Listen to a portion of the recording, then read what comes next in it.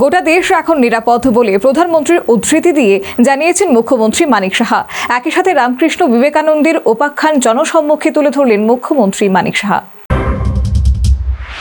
বিভিন্ন ধর্মীয় অনুষ্ঠানের পাশাপাশি খেলাধুলা এবং সামাজিক কর্মকাণ্ডের ক্ষেত্রেও জয়নগরস্থিত সামাজিক ও সাংস্কৃতিক সংস্থা নবদিগন্তের জুড়ি বেলাভার।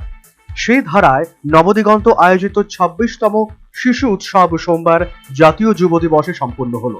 পুরস্কার বিতরণী তথা সমাপ্তি অনুষ্ঠানে প্রধান অতিথি হিসেবে উপস্থিত ছিলেন মুখ্যমন্ত্রী মানিক সাহা।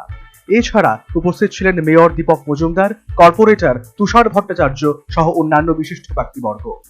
গোটা দেশ এখন নিরাপদ বলে প্রধানমন্ত্রীর উদ্ধৃতি দিয়ে অনুষ্ঠানের নিজ ভাষণে জানালেন মুখ্যমন্ত্রী মানিক সাহা।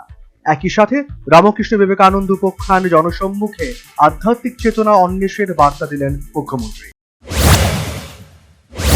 এবং এখন যারা এখনো বিশ্বাস করে না তাদেরকে বলবো বিশ্বাস করার চেষ্টা করুন। এবং খালি কিচ্ছু করেননি, ২-৩টে জায়গার মধ্যে দুরকম। একবার বলছেন যে ওনার মানে বুকের মধ্যে ওনার পাটা রেখেছেন, কেউ বলছেন হাতটা রেখেছেন।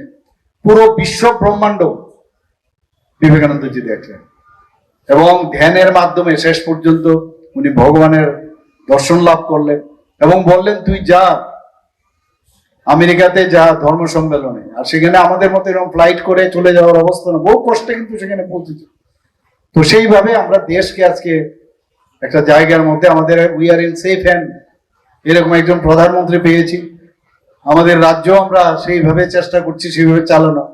আজকে জিএসডিপি আমাদের নর্থ ইস্টার্ন জোনের মধ্যে আমরা second highest, per capita income আমরা সেকেন্ড হাইস্ট।